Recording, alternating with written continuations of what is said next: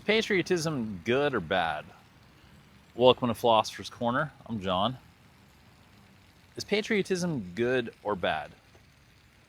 The standard definition of patriotism is love of country and devotion to one's compatriots. So, off the bat, it doesn't seem bad. Let's get into it. So, love of country.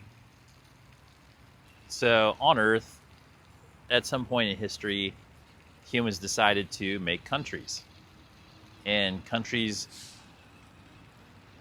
are political creations where different governments got together and they basically said, let's draw landlines, let's draw borders.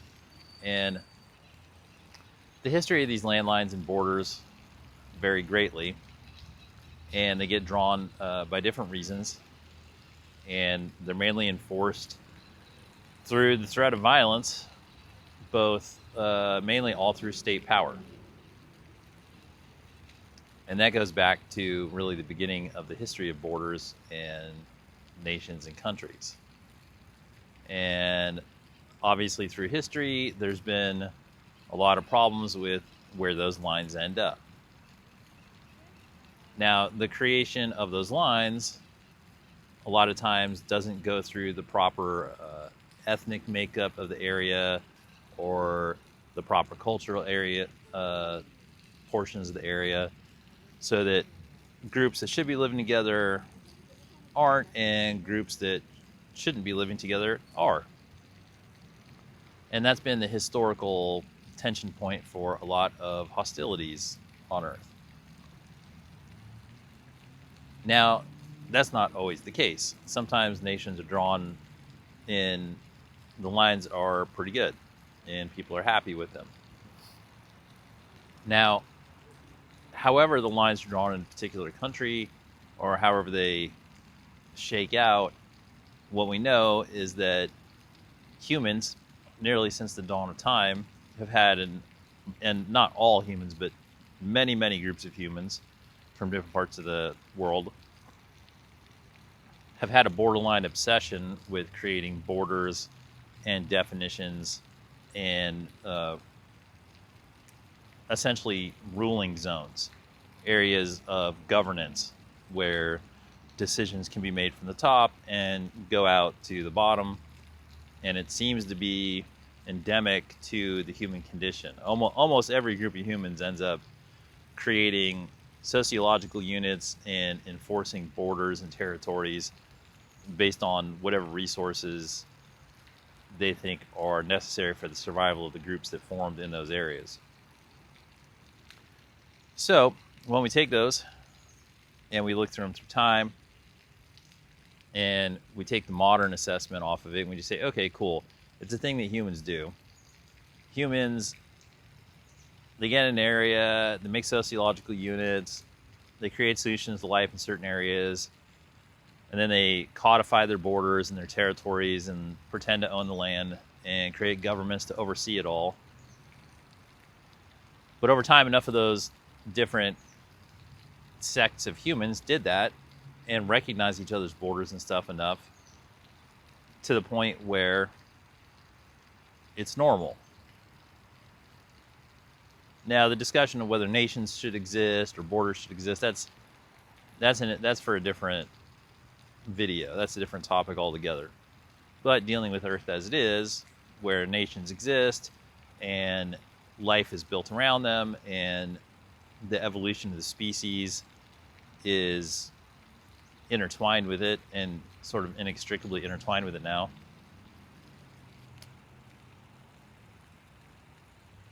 When you're a member of a well-functioning nation, or even not a well-functioning nation, but if you're a member of a nation and you look at it from the perspective that it's a big community, which is what it is. And in this case, don't look at the type of the political system or the type of the whatever. This is just the theoretical sort of generic nation scenario in this. It could be any nation. And when we look at it first as simply a community of human beings, who are living together under a set of the same rules and governances, and they are aware of that, and they are aware of, you know, their social contract or the basic rules of what's going on in that nation, just in a theoretical way. A person who is in that nation, who loves to be part of this bigger community called the nation, and wants the best for the people living in it, himself, his neighbors, his children, his family, his friends, and then all the people that he'll never meet, or she, all the people that person will never meet within that nation. And they just want the best. They just want people to be able to live their lives and live according to the rules, and everybody be happy, and everybody get what they need, and just live happy lives. And it's not a political discussion. It's just a community discussion. They just see their living unit, the sociological unit that has been called a nation, as their sort of macro home. That's their macro community, is their nation. And their main thought is just, it would be nice if everybody could live their best life in this macro community that we refer to as a nation.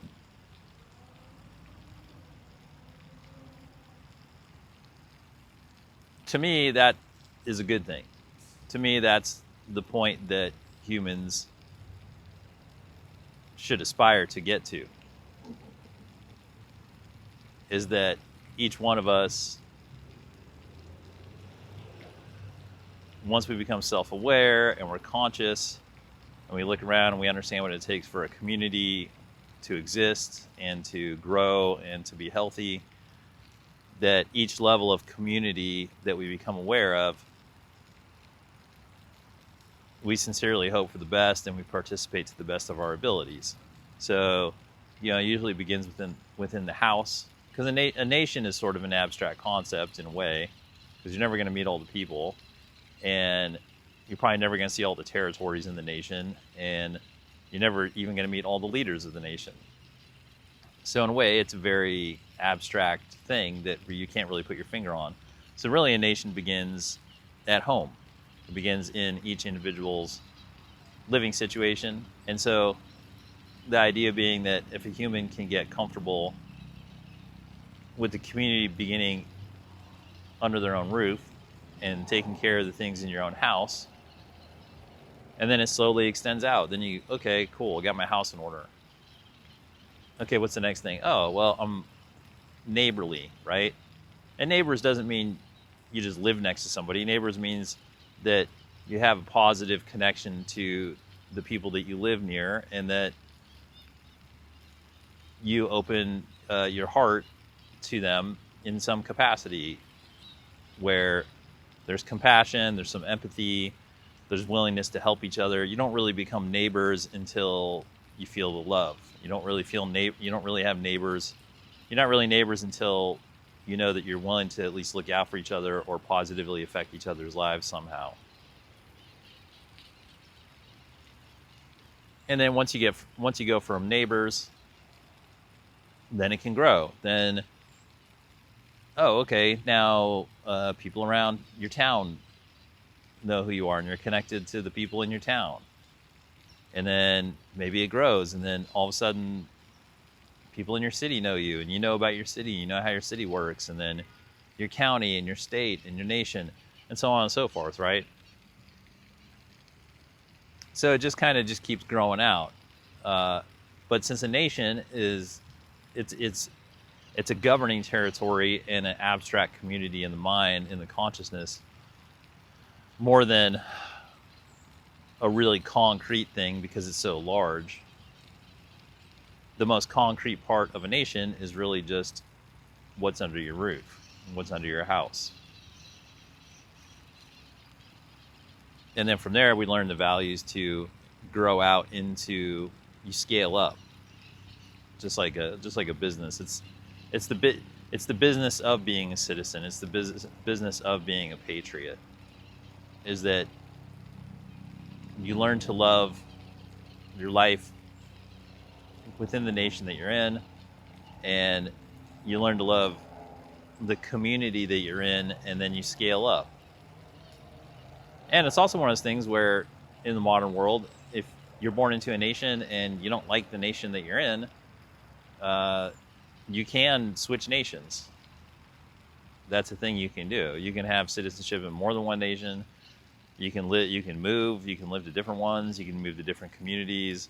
It's not easy. Never is. Uprooting oneself is never easy, especially if you're in a nation where, let's say, your family's lived there for untold number of generations. The inertia of living in an area is extremely strong. So it is difficult. And for some people, it's impossible because you're in totalitarian areas. But for most of the people on the earth, like, it is an option to move around.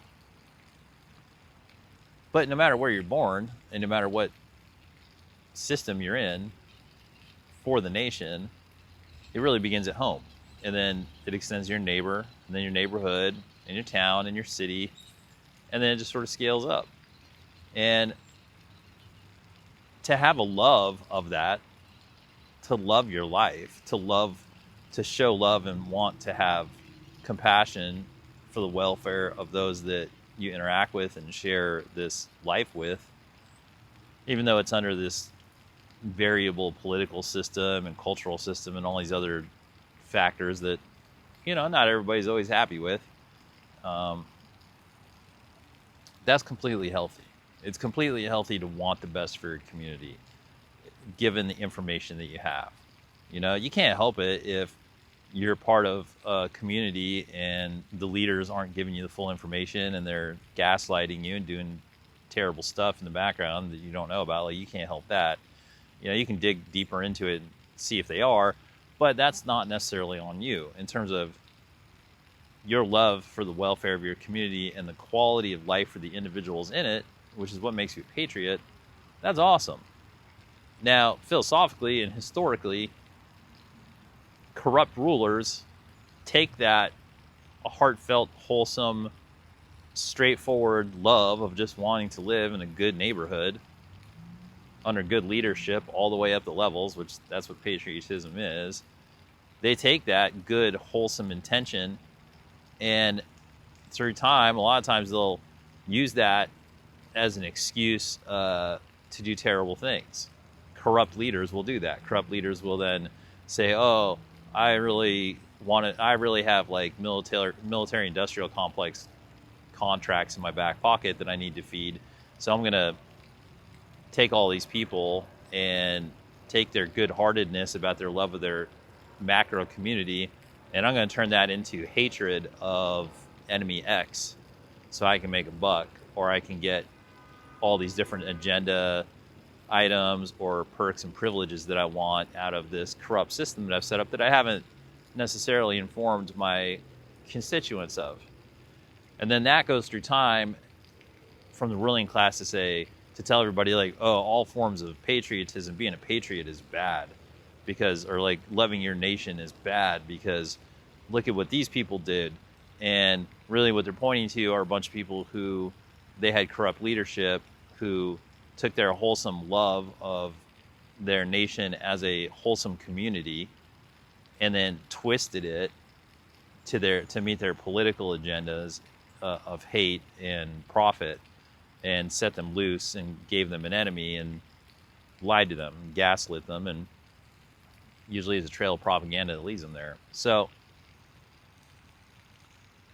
and that's usually the big stumbling block when it comes to the issue of patriotism, is that many corrupt leaders have used patriotism falsely to begin wars and conflicts and do terrible stuff. But that's not what it is. That's the misuse of it. That's the misappropriation of it. Patriotism is simply the love of your community, the love of your nation, and of your fellow citizens in it. And you wanting them to see them do well, which actually is that's one of the prime tenets in classical liberalism, is just valuing the quality of the individual and valuing the life experience and the quality of the individual, with the idea that if we set a quality life environment for everybody and we can live together, then we can grow and learn lessons and have a fulfilling and meaningful life that otherwise would be unavailable to us. The idea of society isn't just survival for humans. The idea of society for humans is supposed to be that if we live together in harmony, that something greater than the sum of the parts can bloom in us. Something beautiful can happen in a beautiful nation, a beautiful society, where if we can walk around and look people in the eyes with dignity, like the point of like having a good community isn't because it looks good in pictures. The point of having a good community is so that you can walk around and everybody can have human dignity and everybody can be enjoying that they're all contributing to the well-being of society. And why? What's the point of contributing to the well-being of society? Well, so that the vibes get good, so that beautiful new things can happen, so that new experiences can be enjoyed, so that unity can flourish, so that we can feel good about who we are instead of like always being told that we're terrible, instead of looking into our darkest recesses with our most cynical eyes. We can look upwards into the heavens and gaze with souls like God. These are the things that we can do when we have a real unified community. And it really does begin with patriotism. And it doesn't matter what nation you're in. It doesn't even matter the health of your nation. Like, in fact, if your nation's really sick, if your community is really sick, it requires patriotism more, so that more people, more healthy people who have good hearts can get involved and bring cures for the ills that beset that particular nation. The answer to curing a patient is never to not bring more doctors in. It's never to put the patient in a room and close the door and never treat them. That doesn't cure anybody. So there are noble aspirations embedded in a healthy nation, which is a macro community. And the name for the people that actually love their macro community is patriot. Well, thanks for spending some time here at Philosopher's Corner. I hope you found it helpful. And as always, have fun.